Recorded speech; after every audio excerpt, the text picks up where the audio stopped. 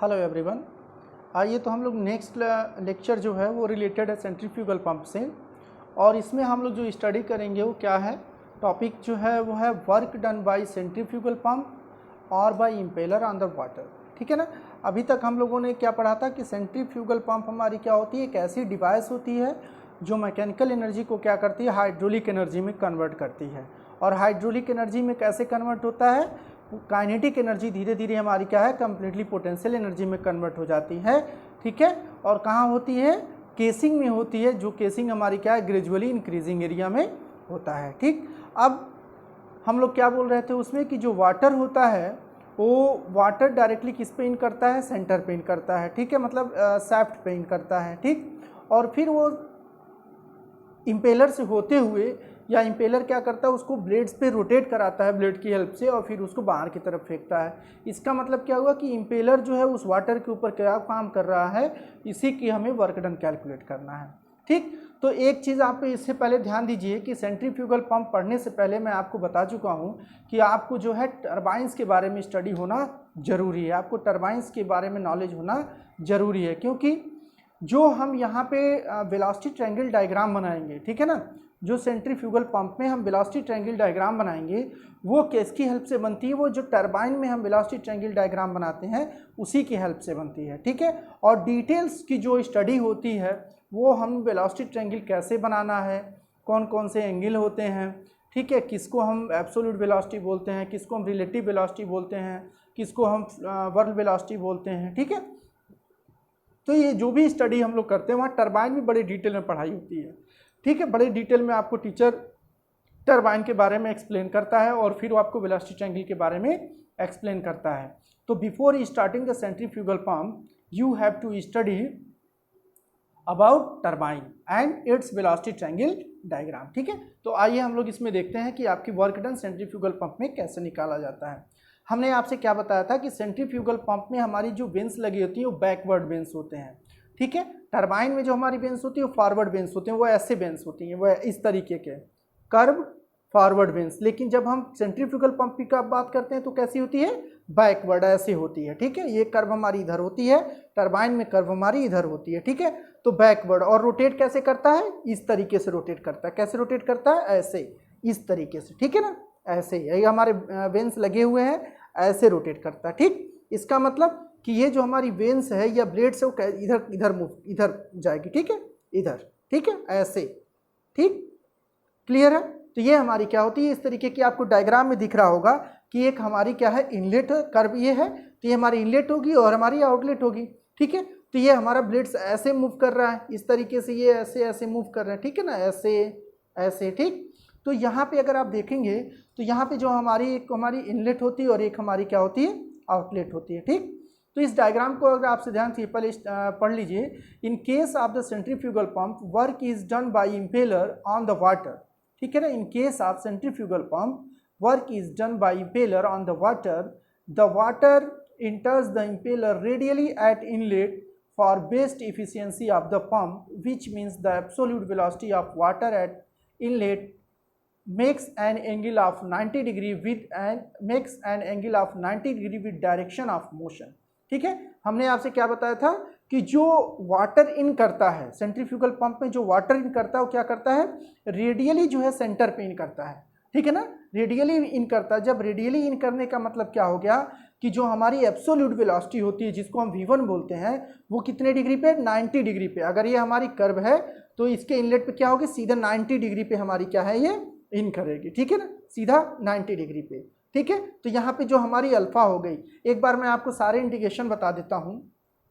देखिए आपकी दो वेलोसिटी बनती है, एक इनलेट वेलोसिटी ट्रायंगल बनती है और दूसरी हमारी क्या होती है, आउटलेट वेलोसिटी ट्रायंगल बनती है। इनलेट वेलोसिटी ट्रायंगल में हमारी क्या होती हैं, जो टर्मिनोलॉजी होता है वो v1 होता है जिसको हम एब्सोल्यूट वेलोसिटी एट इनलेट बोलते हैं। ठीक। u1 होता है जिसे हम वेलोसिटी ऑफ प्लेट्स या ब्लेड्स वेलोसिटी बोलते हैं एट इनलेट। vr1 होता है absolute velocity. Alpha angle made by absolute velocity with direction of motion या guide blade angle at inlet बोलते हैं। थीटा आपकी वेन एंगल एट इनलेट होती है। vw1 जो होती है वो क्या होती है, वर्ल वेलोसिटी होती है। ठीक है, एट इनलेट। और VF1 जो होती है वो क्या होती है, फ्लो वेलोसिटी होती है एट इनलेट। ठीक है, ये इनलेट की हो गई। सेम ऐसे ही हमारी आउटलेट पे हो जाती है। आउटलेट पे हमारी V2 होती है एब्सोल्यूट वेलोसिटी, U2 होती है when velocity of plates eight outlet, VR2 absolute velocity at outlet, beta जो होती है वो guide blade angle eight outlet होती है, फाई जो होता है वो क्या होती है, वैन एंगल एट आउटलेट होती है, VW2 क्या होती है, वर्ल वेलोसिटी एट आउटलेट होती है, एंड VF2 क्या होता है, फ्लो वेलोसिटी एट आउटलेट होता है। ठीक है, आपको डायग्राम में दिख भी रहा होगा कि हमारी क्या है, एक कर्व प्लेट्स है, कर्व वेन्स है जो हमारी क्या इस डायरेक्शन में ऐसे रोटेट कर रही है। इनलेट पे हमारी क्या है, ट्रायंगल जो है हमारी रेडियली जो है हमारी एब्सोल्यूट वेलोसिटी क्या है, इनलेट जा करके अटैक कर रही है वाटर की, ठीक है, या एंटर कर रही है रेडियली। ठीक है, अब देखिए ये रेडियली हमारी एंटर कर रही है, ठीक, ब्लेड्स हमारी ऐसे मूव कर रही है। इसका मतलब कि जो हमारी पेरिफेरल वेलोसिटी होगी, ठीक है, वो हमारी कौन सी होगी, U1। पेरिफेरल वेलोसिटी कौन सी होगी हमारी, U1। तो हम क्या करेंगे, किसी भी अगर हम वेलोसिटी ट्रायंगल बनाते हैं तो क्या होती है, ये हम हेड ऐसे बना तो टेल को हम इससे मिला देंगे, तो ये हमारी हो गई U1 वेलोसिटी, ये हमारी हो गई V1 वेलोसिटी। अब देखिए हमको क्या निकालना, रिलेटिव वेलोसिटी निकालना VR1।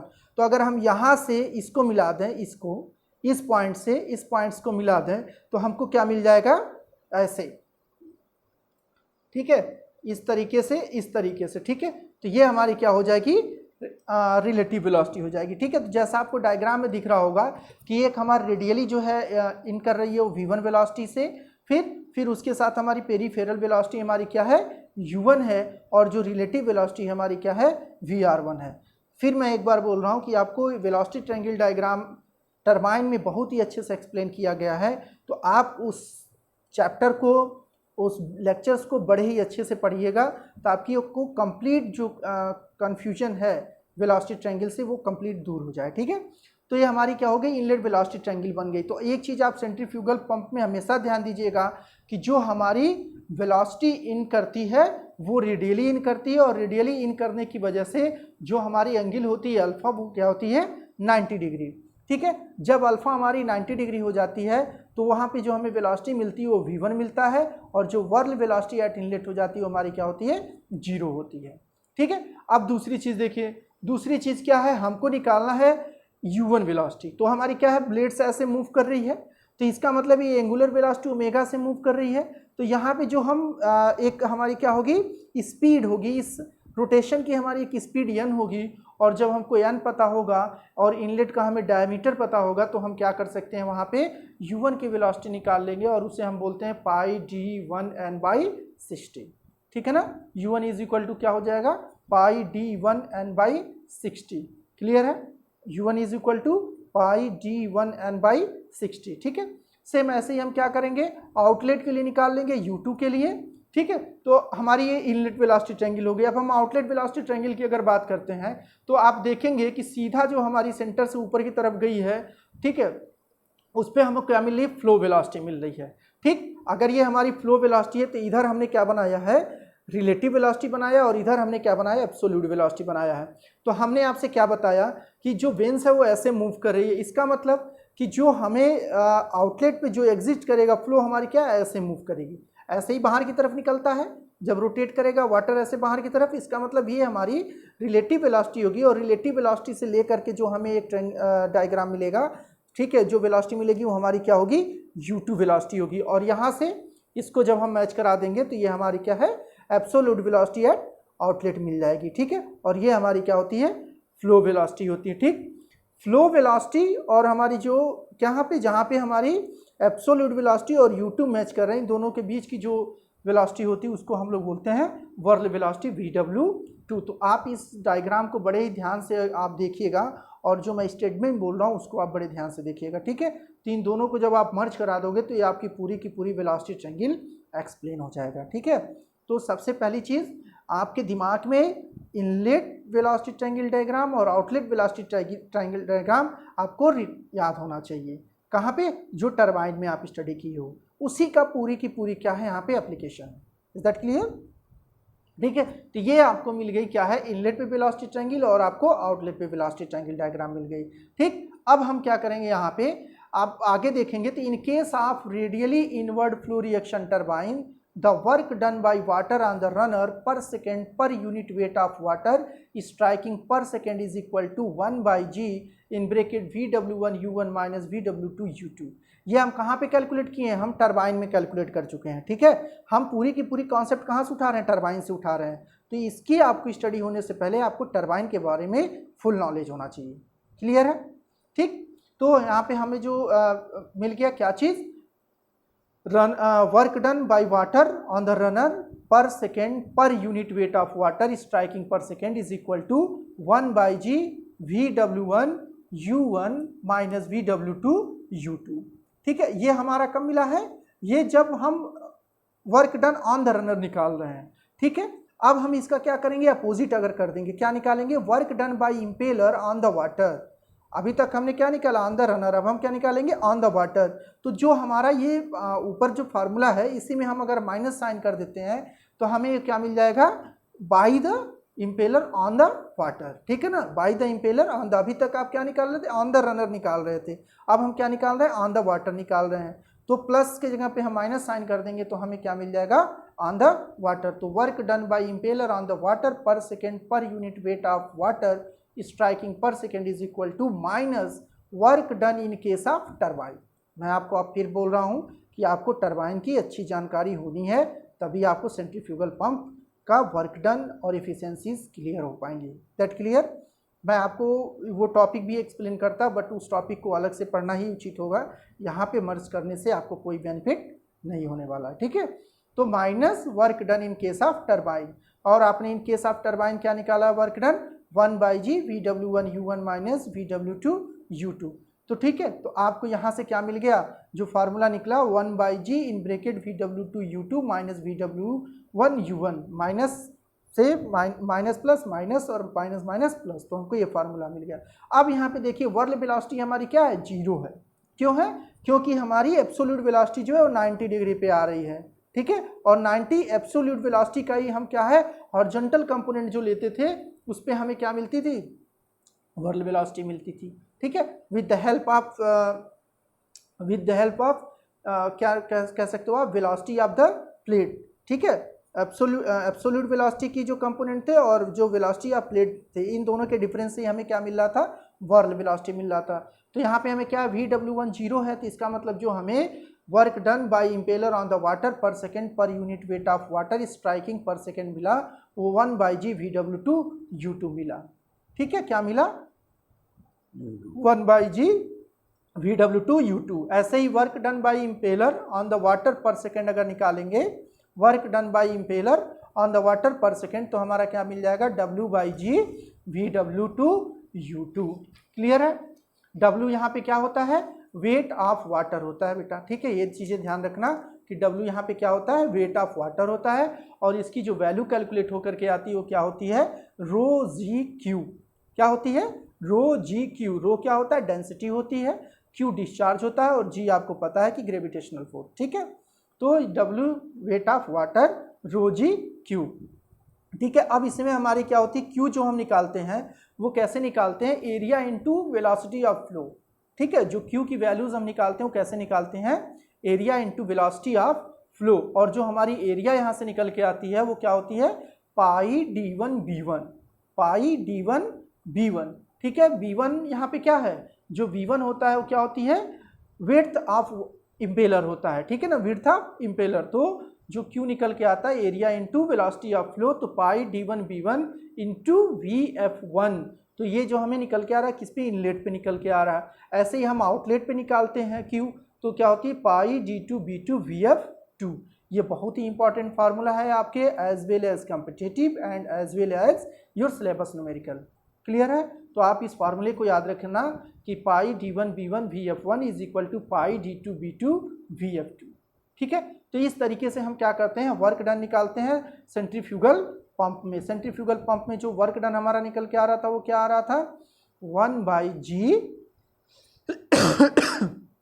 VW2U2 या W/g VW2U2। क्लियर है? जब W हमारी आ गई तो इसका मतलब हमारा वेट ऑफ वाटर वहाँ पे इंक्लूड हो गया। और दूसरा डिस्चार्ज जो फार्मूला निकालने के लिए है वो πd1b1 vf1 is equal to πd2b2 vf2। ठीक है, अब हमारे यहाँ पे आते हैं कुछ डिफिनीशंस हैं जो हम आपको बताना चाहेंगे, ठीक है।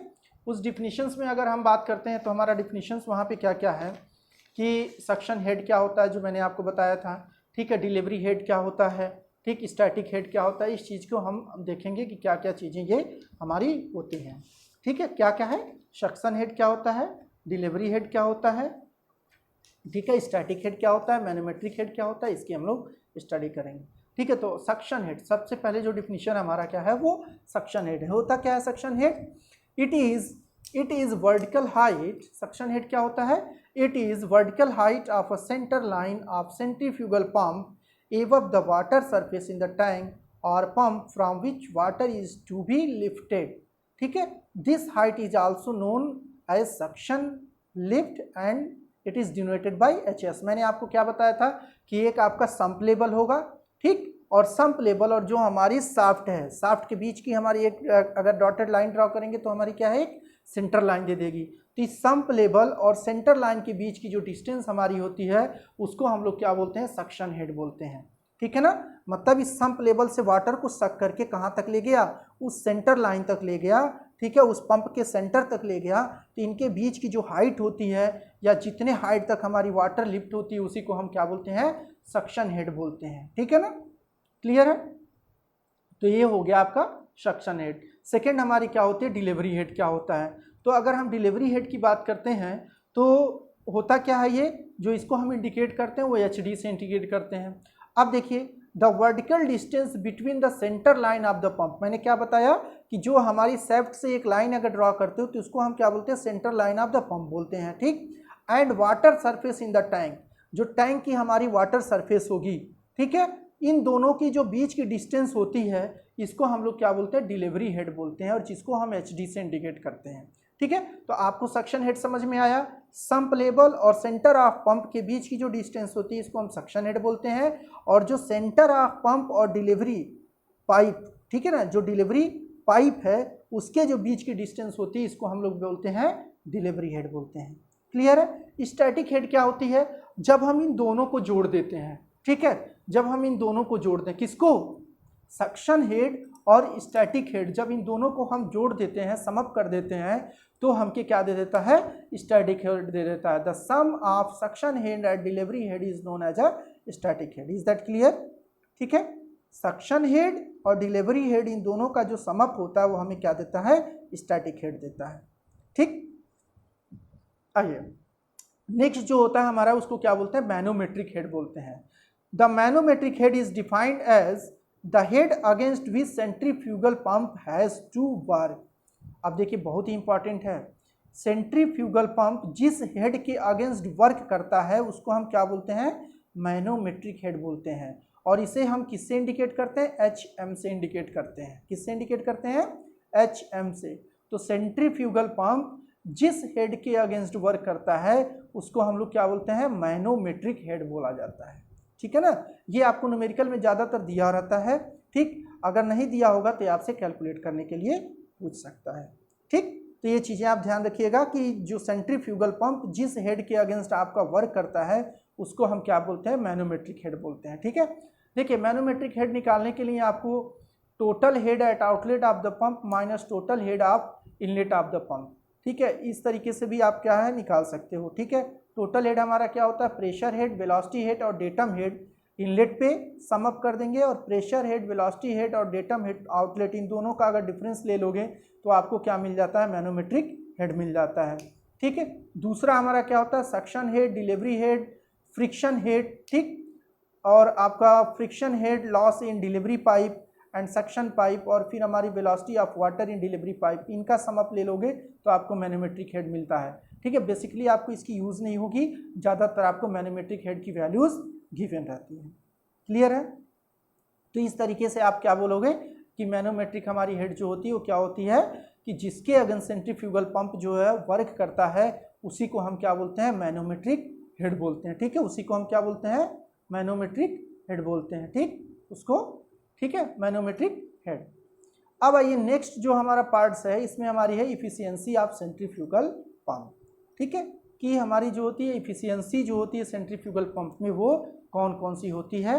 इसको हम लोग स्टडी करेंगे कि जो इफिशियंसी हम कैलकुलेट करते हैं मैनोमेट्रिक हेड में वो कैसे निकालते हैं या क्या होता है। ठीक है, ठीक। तो पहली जो हमारी इसमें इफिशियंसी होती है उस इफिशियंसी को हम क्या बोलते हैं, मैनोमेट्रिक इफिशियंसी। उसको हम क्या बोलते हैं, मैनोमेट्रिक इफिशियंसी बोला जाता है। जो पहला होता है मैनोमेट्रिक इफिशियंसी। देखिए मैनोमेट्रिक इफिशियंसी होता क्या है, the ratio of manometric head to imparted by impeller to the water is known as manometric head. ठीक है, क्या हो गया कि मैनोमेट्रिक हेड को ऊपर रख दो और जो head imparted by impeller to the water, जो हमारी क्या है इम्पेलर के द्वारा वाटर पे जो हेड सप्लाई हो रहा है इसको, तो हमारी जो मैनोमेट्रिक हेड की डिफिनीशन निकल के आई वो क्या है, the ratio of manometric head to the head imparted by the impeller to the water is known as a manometric efficiency. और मैनोमेट्रिक इफिशियंसी का फार्मूला क्या होता है, GHM upon VW2U2। Manometric head is equal to क्या हो जाता है आपका, GHM अपॉन VW2U2। बहुत ही इंपॉर्टेंट फार्मूला, आप इसको याद रखिएगा। ठीक है, GHM अपॉन VW2U2। ठीक है, इसी को अगर आप किलोवाट में कैलकुलेट करेंगे तो आपको जो होती है वर्क डन बाय इम्पेलर पर सेकेंड अपॉन 1000, तो W/G इंटू VW2U2 अपॉन 1000, ये हमारी क्या पावर निकल के आ जाएगी यहाँ से। ठीक है, जो नेक्स्ट हमारी है वो उसको हम लोग बोलते हैं मैकेनिकल इफिशियंसी। क्या बोलते हैं, मैकेनिकल इफिशियंसी। क्या होता है mechanical efficiency, the power at the shaft is more than the power available at impeller of the pump. क्या बोला है कि power at the shaft is more than, ठीक है, power of the shaft is more than the power available at impeller of the pump. The ratio of power available at impeller to the power at shaft of centrifugal pump is known as a mechanical efficiency। क्या है, जो हमारी impeller पे power होती है divided by जो shaft पे power मिलती है, इन दोनों का जो रेशियो होता है इसको हम लोग क्या बोलते हैं, मैकेनिकल इफिशियंसी बोलते हैं। ठीक है ना, impeller power upon shaft power is known as a mechanical efficiency, simple. ठीक है ना, impeller power upon shaft power is known as a mechanical efficiency. और इम्पेलर पावर अभी हमने पीछे आपको बताया तो क्या होता है, W/G इंटू VW2U2 अपॉन 1000, और शाफ्ट पावर, तो इसकी हेल्प से हम क्या निकाल सकते हैं, मैकेनिकल पावर निकाल सकते हैं या मैकेनिकल इफिशियंसी कैलकुलेट कर सकते हैं। ठीक है, नेक्स्ट जो टॉपिक हमारा है उसको हम लोग क्या बोलते हैं, ओवरऑल इफिशियंसी। नेक्स्ट जो है उसको हम क्या बोलते हैं, ओवरऑल इफिशियंसी। और इसको हम किससे इंडिकेट करते हैं, ईटा नॉट से। ठीक है, ये क्या होता है, it is denoted as the ratio of power output of the pump to the power input of the pump. Overall efficiency क्या होता है, power output of the pump upon power input of the pump. Power output of the pump क्या होती है, weight of water lifted into manometric head upon 1000। तो power outlet of the pump क्या हो जाएगा किलोवाट में, WHM अपॉन 1000। तो यहाँ से जो ओवरऑल इफिशियंसी निकल के आई वो क्या हो गया, WHM upon 1000 upon shaft power. ठीक है, और कभी कभी आपसे न्यूमेरिकल में क्या कर देता है कि आपसे मैनोमेट्रिक इफिशियंसी दे देगा और आपको मैकेनिकल इफिशियंसी, ठीक है, दोनों को मर्ज कर देता है। तो आपसे क्या बोल देता है कि ओवरऑल इफिशियंसी कैलकुलेट के बताइए, तो आपको क्या हो जाएगा वहाँ पे, overall efficiency is equal to mechanical efficiency into manometric efficiency. Is that clear? ठीक है, तो इस तरीके से आप क्या करोगे, पावर की वैल्यू कैलकुलेट करोगे, इफिशियंसीज की वैल्यू कैलकुलेट करोगे। ठीक है, तो अभी तक आप लोग जो है इस पूरे वीडियो लेक्चर में आप लोगों ने क्या पढ़ा कि हम वर्क डन कैसे कैलकुलेट करते हैं। ठीक, हमारी सक्शन हेड क्या होता है, डिलीवरी हेड क्या होता है, ठीक है, स्टैटिक हेड क्या होता है, मैनोमेट्रिक हेड क्या होता है, और इनके इफिशियंसीज कौन कौन से होते हैं। ठीक है, तो इफिशियंसीज में भी आपने 3 तरीके की इफिशियंसीज पढ़ा। ठीक, एक manometric efficiency, mechanical efficiency and overall efficiency. ठीक है, तो ये जो है आपका टॉपिक, और इससे पहले वाले आप वीडियो लेक्चर में आपने वर्किंग एंड कंस्ट्रक्शन और कुछ पार्ट्स आपने टरबाइन के पढ़े थे। ठीक है, तो इस तरीके से आप जो है इन दोनों वीडियो लेक्चर को बड़े ध्यान से देखिएगा और उसको समझने की कोशिश करिएगा, ठीक है। और मैं आशा करता हूँ कि आपको बहुत ही अच्छे से समझ में आएगा, ठीक। फिर हम लोग मिलेंगे नेक्स्ट लेक्चर में minimum speed for starting a centrifugal pump को देखते हुए, ठीक है। Okay, thank you.